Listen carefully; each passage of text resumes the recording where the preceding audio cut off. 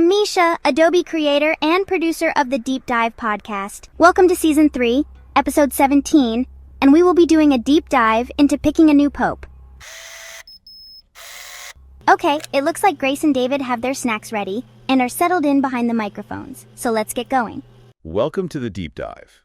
Today we're plunging into something truly fascinating, the really unique process of electing a new pope. It really is. It's this amazing blend of ancient tradition, deep spirituality, and, well, intense secrecy. Exactly. It's full of ritual and history. And, it's something many people are curious about, but maybe don't know the details of. Absolutely. How do you choose a leader for, over 1 billion Catholics worldwide, using a system that's evolved over centuries? Right. So our mission today is to kind of unpack the whole thing. We'll go through the key steps, look at the significance behind them. From the moment the papacy becomes vacant, right up to that famous announcement. Yeah, give everyone a much clearer picture of this remarkable event. Okay, so where do we start? It all kicks off when the papacy actually becomes vacant, right? Either through death or, more rarely, resignation. Exactly. And that specific period has a name. The sede vacante. Ah, yes, the vacancy. Yeah. Literally, the chair is empty. It signifies this crucial interim time. A pause, really. A moment of transition for the whole church. And it's important to understand that during the sede vacante, the College of Cardinals steps in, but their power is quite limited. Limited how? Well, they manage the day-to-day running of the church, the ordinary administration, but they absolutely cannot make decisions that are reserved solely for the Pope. Think big doctrinal changes, major appointments, that kind of thing. So they're like caretakers, keeping things ticking over, but not steering the ship in a new direction. Precisely. Stewardship is a good word for it. Maintaining the status quo until a new pope is elected. Okay, and specific things have to happen right away, don't they? I'm thinking of the Cardinal Camerlengo. Yes, the Camerlengo, the Chamberlain, has some very specific and frankly quite ancient duties during this period. Like officially confirming the Pope's death. Exactly. Traditionally, although it's more symbolic now, there was the ritual involving a small silver hammer. Right. Tapping the Pope's forehead gently and calling him by his baptismal name. It's such a striking image. It is. Very poignant. Though, of course, modern medical confirmation is the actual determinant now. But the symbolism remains powerful. And symbolism is everywhere in this process, isn't it? Oh, absolutely. It's woven into the fabric of the whole event. So, after the death is confirmed, the formal notifications begin. Who gets told first? The Cardinal Vicar of Rome is informed, and then it's his duty to inform the people of Rome. Then the diplomatic corps, accredited to the Holy See, heads of state. The news spreads officially. A kind of ripple effect outwards from the Vatican. And while this is happening, preparations for the main event are already underway. Yes, the focus shifts very quickly to preparing for the conclave. This means securing the Sistine Chapel, making it completely private. Sealing it off. Literally. Yeah. And also preparing the Domus Sanctae Marthae. That's the residence inside the Vatican where the cardinal electors will actually live during the conclave. Ah, okay. But before they even go into lockdown, there's another important phase. Yes, the general congregations. These are crucial meetings. All the cardinals get together, even those over 80 who won't actually vote in the conclave. What do they discuss? Everything, really. The state of the church, the big challenges it's facing globally and locally.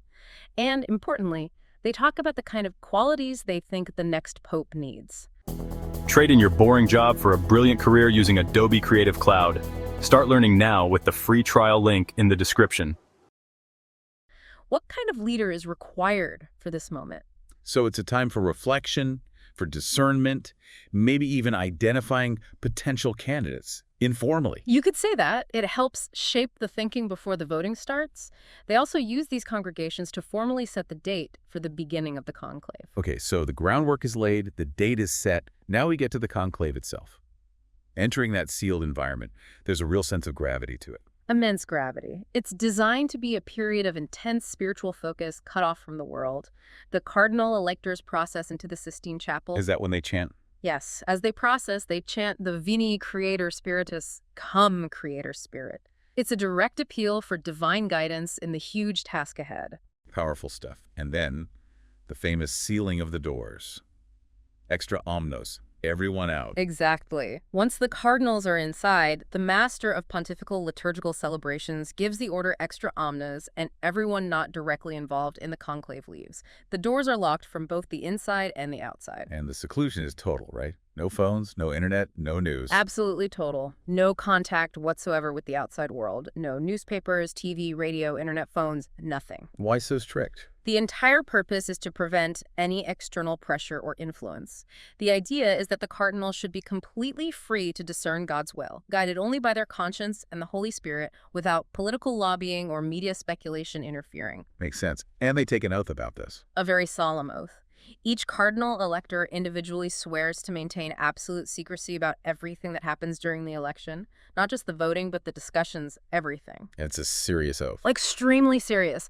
Breaking it incurs the penalty of automatic excommunication. Latae sententiae excommunication. Wow. Okay, so that really underlines how vital they consider the integrity and confidentiality of the process. Without a doubt. So they're inside, sworn to secrecy, then the voting begins. Right. The actual election mechanism. How does that work? Is it just one vote? No, it usually involves multiple rounds of voting, often 4 per day, 2 in the morning, 2 in the afternoon, though this can vary. It's all done by secret ballot. Okay, secret ballot. Each cardinal gets a paper. Yes, rectangular ballot paper, pre-printed with the Latin words eligo in summum pontificem, I elect as supreme pontiff. Below that, they write the name of their chosen candidate. They're meant to disguise their handwriting. Disguise it. Interesting. Then what? They fold the ballot twice. Then one by one, in order of precedence, they approach the altar where the scrutineers, cardinals chosen by lot to count the votes, are seated. Holding the ballot aloft, each cardinal declares, I call as my witness Christ the Lord, who will be my judge, that my vote is given to the one who before God I think should be elected. Then they place the ballot on a paten and slide it into an urn. A very formal, ritualized process for casting the vote. Extremely. Once all votes are cast, the scrutineers mix the ballots and then count them to ensure the number matches the number of electors. If it matches, they proceed to open each ballot and read out the name written on it. They read every name aloud. Yes. The 3 scrutineers check each ballot. One reads the name aloud, another writes it down, and the third reads it aloud again. The electors can keep their own tallies if they wish. Okay, and what's the magic number? How many votes does someone need to be elected? A 2/3 majority of the votes cast by the electors present. That's the crucial threshold. 2/3, not just a simple majority. Correct. It ensures a broad consensus behind the new pope. If no one reaches that 2/3 majority in a round of voting. Then we get the smoke signals. The famous part. Exactly. This is how the outside world gets its updates, however cryptic. After the votes are counted, and if no one is elected, the ballots and any notes the cardinals made are gathered together. Then burns. Yes, they're burned in a special stove installed in the Sistine Chapel with chemicals added or traditionally damp straw to produce thick black smoke. The fumata nera. Black smoke, meaning no pope yet. Correct. It signals to the crowds waiting in St. Peter's Square and the world watching via media that the voting session ended without an election.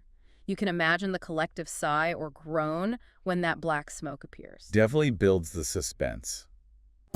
Trade in your boring job for a brilliant career using Adobe Creative Cloud. Start learning now with the free trial link in the description. But then, eventually. Eventually, hopefully in one of the voting rounds, a candidate does achieve that 2/3 majority. And then, what happens to the smoke? When a pope is successfully elected, the ballots are burned again, but this time without the additive or perhaps with chemicals specifically designed to make the smoke white, the fumata bianca. White smoke, the signal everyone's waiting for. That's the one. It means habemus papam, we have a pope. The election is successful. What must that moment be like inside the chapel? Pure relief, joy, awe. Probably a complex mix of all those things. Once the count confirms the 2/3 majority, the dean of the College of Cardinals, or the most senior cardinal if the dean is absent or elected himself, approaches the cardinal who received the votes. And asks him. 2 absolutely crucial questions. First, acceptasne electionem de te canonice factem in summum pontificem. Do you accept your canonical election as supreme pontiff? Wow. The weight of that question. Immense. And assuming the answer is accepto, I accept, then the second question comes immediately. Quo nomine vis vocari? By what name do you wish to be called? Choosing the papal name. Another huge moment. That name carries so much symbolism and history. Indeed. Once he accepts and chooses his name, say, he chooses Francis or Pius or John Paul, at that very moment, he is the Pope. He becomes the Bishop of Rome, head of the Catholic Church. The election is complete with his acceptance. And then the white smoke goes up. Well, the smoke signaling happens after the acceptance and choice of name, yes. It's the outward sign to the world that the process inside has concluded successfully. St. Peter's Square erupts. The bells of St. Peter's Basilica start ringing. It's a moment of pure jubilation. I can only imagine. So the world knows. What's the next step? The big reveal. Pretty soon after the white smoke, usually within an hour or so, the senior cardinal deacon, the proto-deacon, appears on the central balcony of St. Peter's Basilica, the Loggia of the Blessings. Ah, the famous balcony scene. Exactly. He steps out to make the formal announcement to the crowds gathered below and to the entire world. He uses that traditional Latin phrase. Yes, the historic words, Annuncio vobis gaudium magnum. I announce to you a great joy. Habemus Papam. Habemus Papam. Eminentissimum, ac reverendissimum Dominum, first name, Sanctae Romani, Ecclesiae Cardinalem, surname, qui sibi nomen imposuit, papal name. Which translates as? We have a pope, the most eminent and most reverend Lord given name, Cardinal of the Holy Roman Church, surname, who has taken for himself the name, papal name. Chills. Just hearing it. Such a momentous declaration. It truly is. History unfolding right there. And then, the moment everyone has really been waiting for. The new pope appears. The newly elected pope comes out onto the balcony himself. He gives a short address and then imparts his very first blessing as Pope, the Urbi et Orbi blessing. To the city of Rome and to the world. Precisely. It's his first public act, his first connection with the faithful across the globe as their new leader. A profoundly significant moment. Absolutely. So, looking back at everything we've discussed, that term sede vacante, the vacant see, it really defines that critical period of waiting and preparation. It does. It's not just a gap. It's a structured time with specific rules and responsibilities, ensuring the Church continues to function while preparing for the new pontificate. And the Cardinal Camerlengo's role during that time is key managing the Vatican's affairs. Crucial for stability, yes. Like Yeah. a temporary CEO in very simplified terms, but with ancient traditions attached. And the Dean of the College of Cardinals, too, organizing the congregations, presiding over the conclave processes, and then making that incredible announcement. Both are vital figures in ensuring the transition happens according to centuries of established practice. It really highlights the deep historical roots and the meticulous nature of this unique election. It really does. So wrapping up this deep dive, it's clear this isn't just any election. It's profoundly spiritual, steeped in history, ritual. And governed by intense secrecy. It's this careful balancing act between human deliberation, the cardinals voting, and actively seeking divine guidance through prayer and reflection. All within those seals' walls. And, it does make you think, doesn't it, when you compare this incredibly ancient, ritualistic, and secret process to, say, modern democratic elections. Yeah, they're worlds apart in method. What values does this process prioritize compared to others? Things like continuity, consensus achieved through supermajority, insulation from outside pressures, the explicit invocation of divine guidance. It's fascinating to consider. It definitely gives you a lot to ponder. What does this unique system tell us about the institution it serves? It certainly invites a deeper look into the history and theology behind it all. Yeah, absolutely. A unique process for a unique role. Well, this has been fascinating. Thanks for joining us on this deep dive. Until next time. Thanks for joining us for this deep dive. It's been a pleasure. We'll see you next time. See you later. And that's a wrap on this deep dive. I'm Misha, and let me send out a huge thank you for listening. If you want more content on gaming, education, or other fun stuff, head over and find me on YouTube. Link is in the show notes. Thanks again for tuning in, and I'll catch you on the next deep dive.